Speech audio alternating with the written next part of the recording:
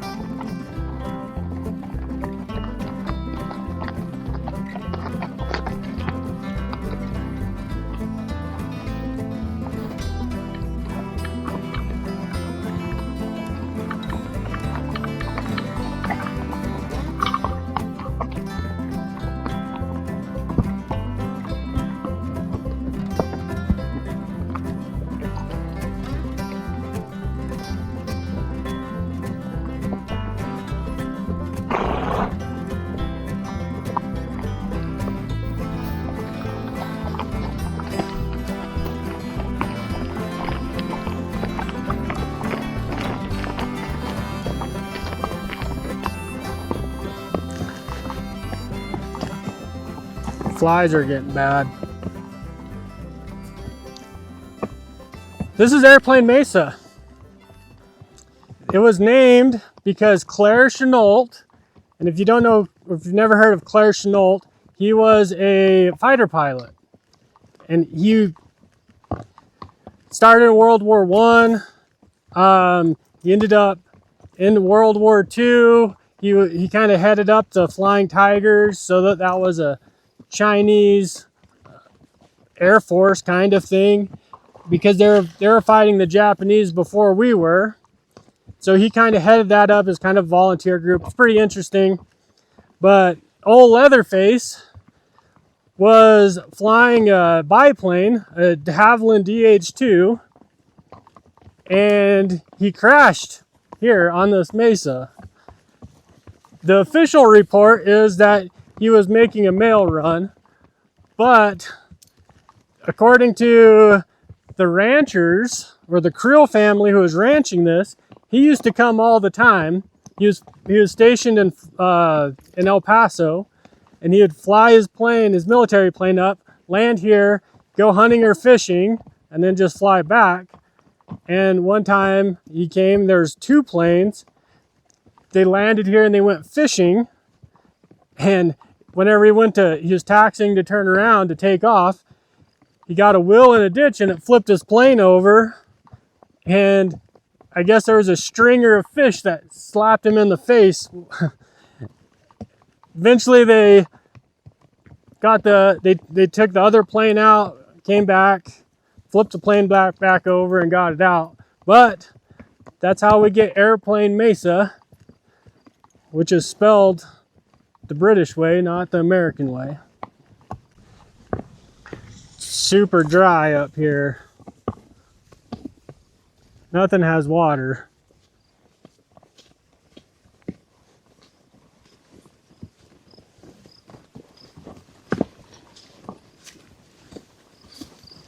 Hopefully we have a wet summer where the monsoons come, because if not, we're going to be in trouble here.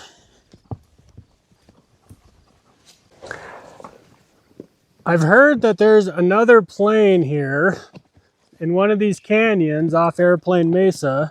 I've never looked for it myself, but I think what it was, this is just a guess, so if you know any different, let me know in the comments. I think that, well, there was a plane that went missing up here in the 40s. It was like an experimental military plane. They came out of Deming, and they crashed somewhere in this area, and then they hiked out. They got to a ranch house that was about 10 miles away. The two pilots, or the pilot and the co-pilot, survived. But then in 1993, they airlifted it out, and they took it to the Pima Air Museum, or whatever it's called. And so I think that whenever I talk to people and they say that there's an airplane here, I think they hauled it out in 1993. But if you know any different, or where it's at, I'll go look for it one of these days. This is the most I've ever looked for it. I rode over to this canyon to peek in it. But yeah, let me know. But like I said, I'm pretty sure it's the one that they airlifted out of here.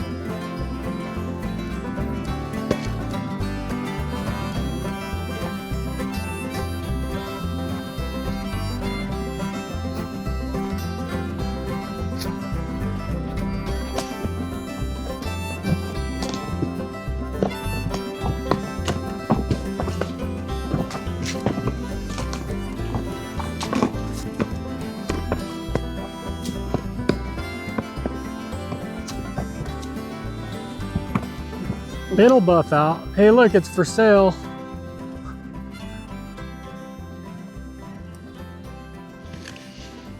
Anybody need some parts? I'm missing a couple pieces, but I think you could get it running again.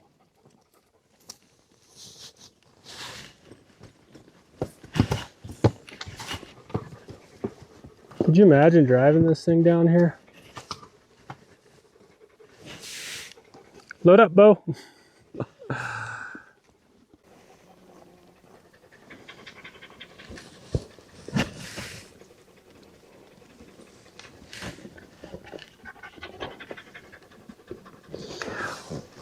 If I had to guess, I bet it was somewhere right in here where old Leatherface would land his plane and hike down to the river.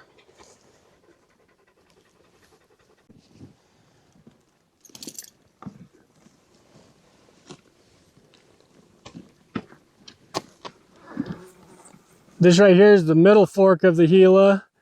Up here, not just around the corner, it's really not that far, maybe it's a couple corners, is Snow Lake.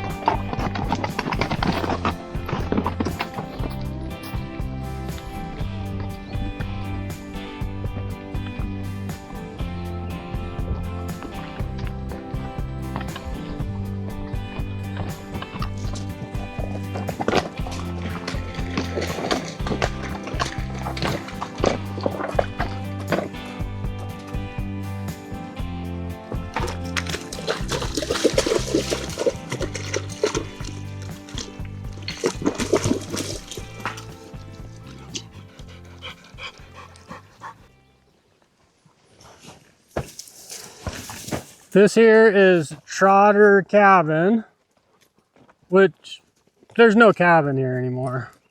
I think, just a guess, I think it's one of those ones that they burned 50s, 60s era. That's when Forest Service was kind of cleaning this place up. But it's a pretty popular camping spot for backpackers mainly.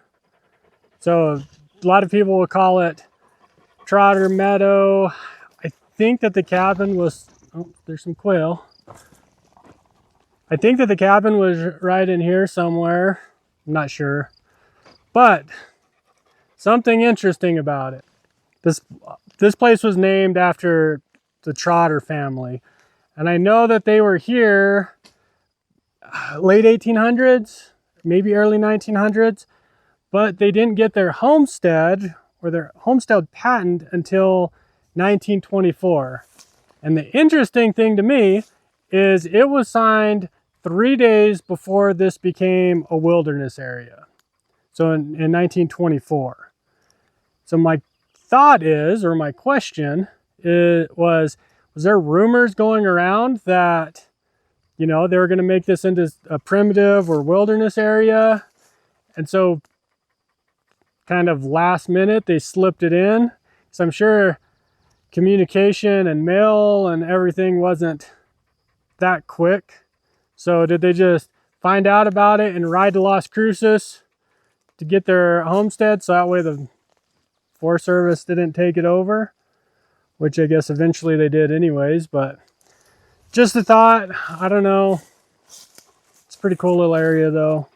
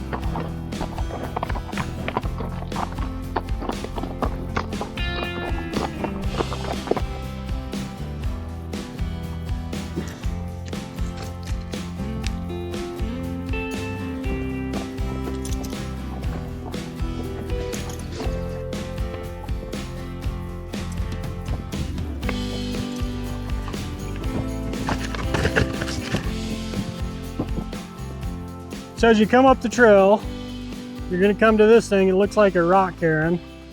There's actually a dead body under it. This guy, his name was Papineau. I have no idea how to say it.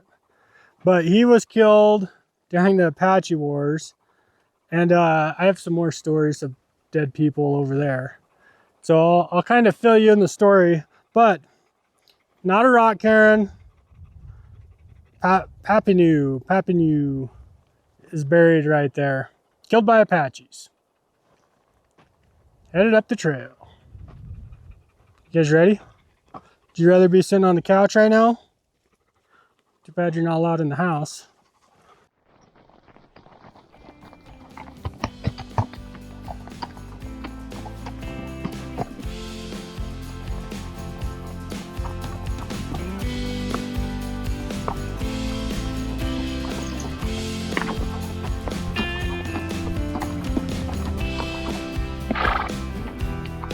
Eyes are rough.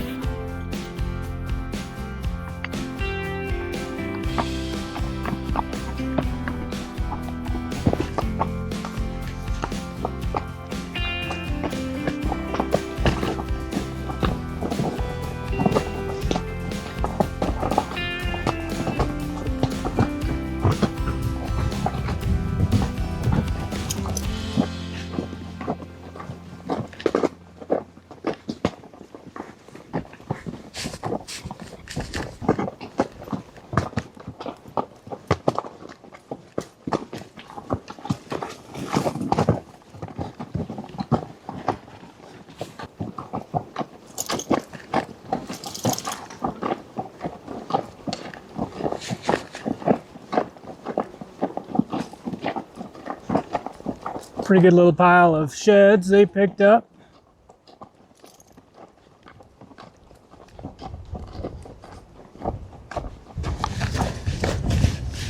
Marr Spring, 1.5 miles. Lilley Park, 4 miles this way.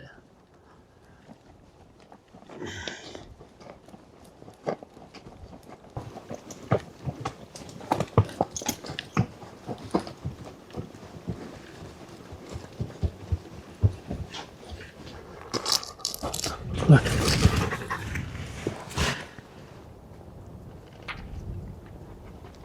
Go get in the water. Go get in the water. There's a pool right there. Go. Go. I might be wrong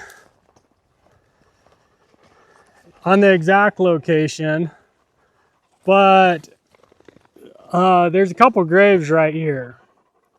And the problem is people, they use them for firings and stuff. It's been a while, but if I remember right, it was like right here, which I'll show you here in a second.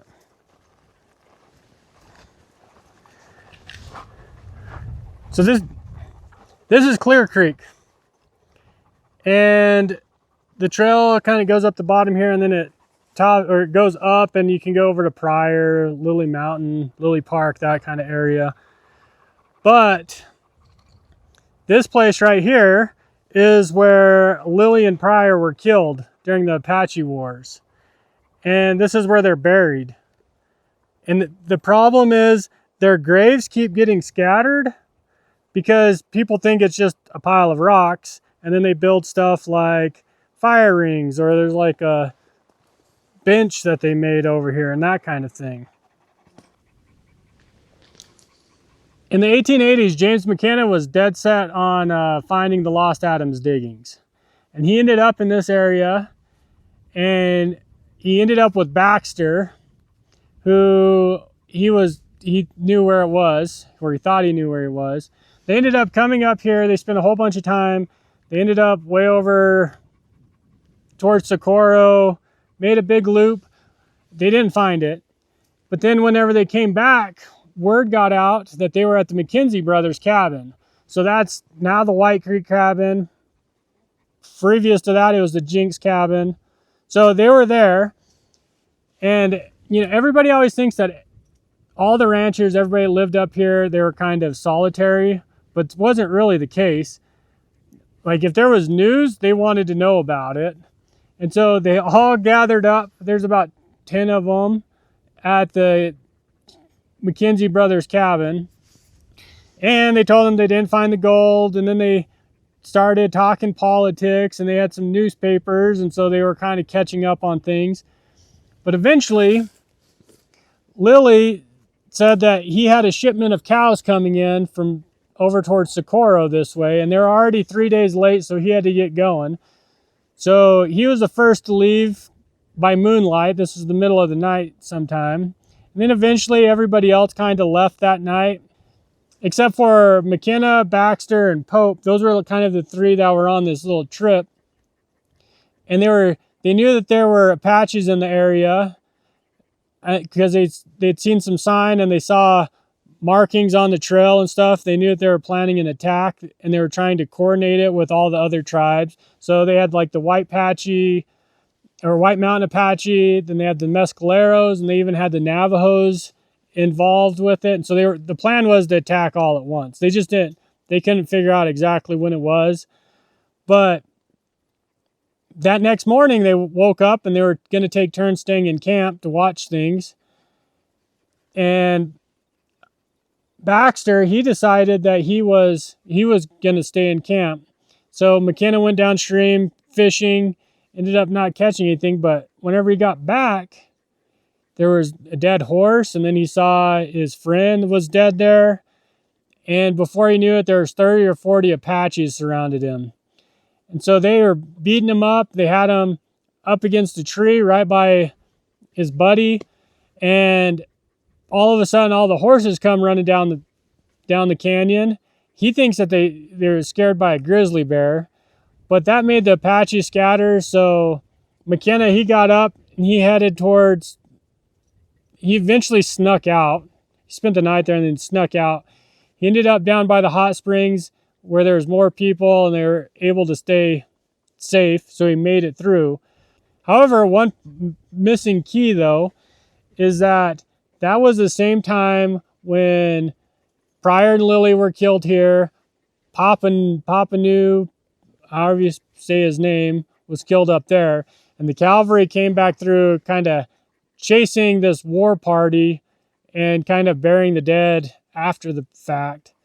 So they ended up not catching the Apaches from that raid, and the rest is history. So now we have piles of rocks that people think are rock cairns, and they steal the rocks to go make their fireplaces and stuff.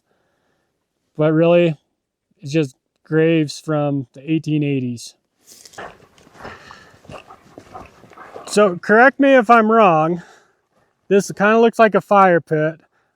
I think that this was one of the graves. I had remembered it over here a little ways, but they've picked through all these rocks so much that it's hard to say. Like that firing could have been it before. There's a little bit of rocks there. I'm gonna just kind of look around for a minute, but pretty sure that's it. I did a quick little walk around. I might be wrong. It's somewhere in here though. Guess it really doesn't change the story too much, but between here and where that camp up there was is where they're buried.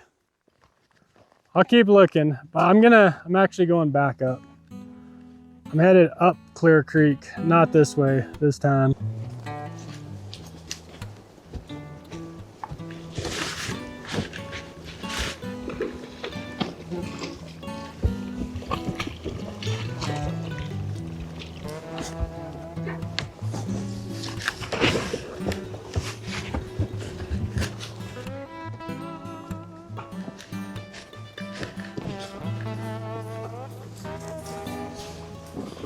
Where you going, horse?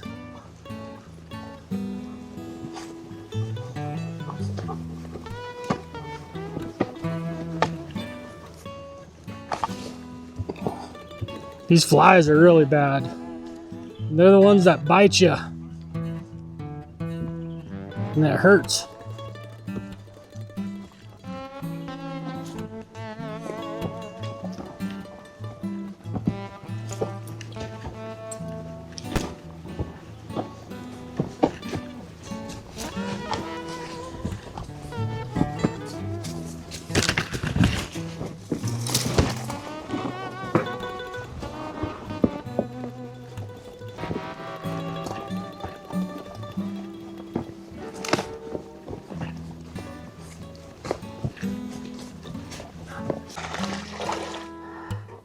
This is Lower Marr Spring,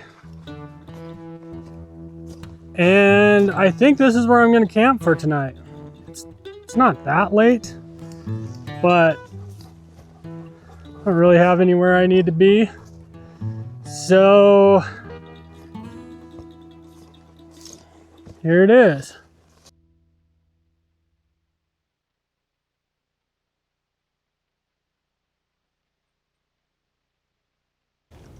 Well,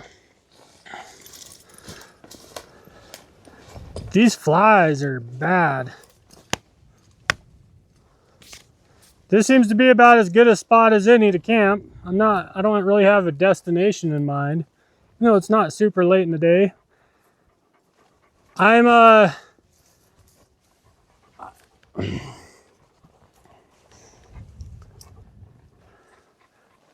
not a huge fan of multi-part videos. The problem is I can't make these videos short enough to keep anybody's attention span, including my own. So I'm going to camp here at Marr Springs, Lower Marr Springs, and then I'll just pretend like I'm starting all over tomorrow. And I'll show you, there's going to be some stuff up here that you might be interested in. So we'll do that. It's my mule. Mule, you ready to unload this stuff?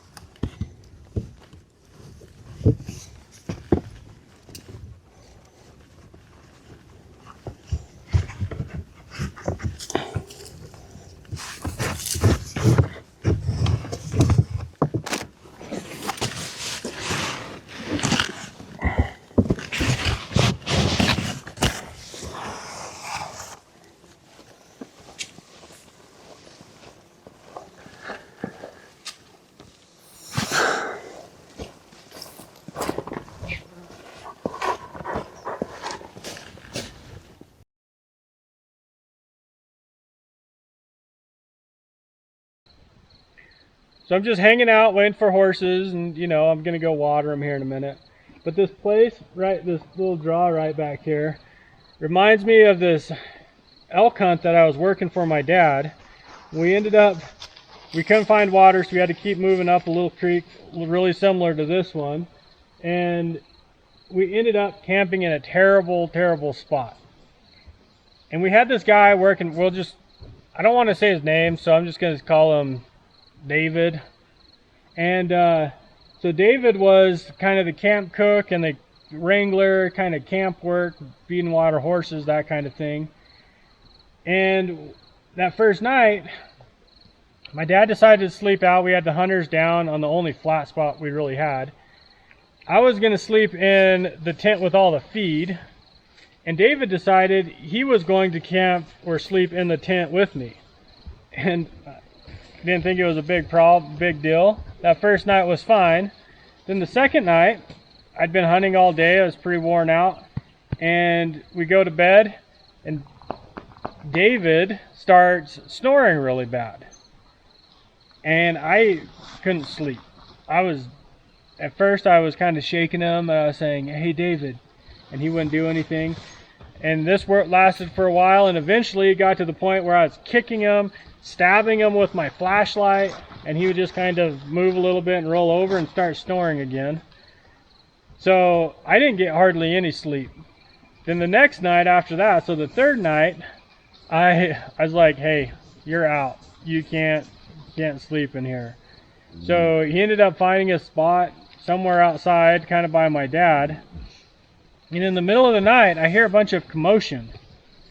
And then they start yelling. And then it gets quiet again. And then there's commotion again. And then all I hear is, "Where's your gun?" And then about 5 seconds later after that, I hear a gunshot. And then they wouldn't shut up. So they were still up another hour after that, talking about what was going on. So what ended up happening was a fox had come in, and my dad had his hat next to him. The fox stole my dad's hat, jumped over him, ran off with it, and he had a bunch of stuff in there. So they had to go get it, and they were trying to run it off. And then it came back, and first it started rolling on David, and then it started grabbing the end of his sleeping bag and shaking it. And about that time is whenever he got his gun, allegedly, and he had to point his toes down, and he shot this fox, allegedly. Everybody thought that it had rabies, and that's why he was acting weird. I still don't think that was the case. I think that he called him in like a predator call, because we were in a place where that fox had never seen humans, I'm sure. And we were in the perfect, like if I was going to call that area, I would have set up right where David was sleeping. And so there's a story of getting attacked in the middle of the night by a rabid fox.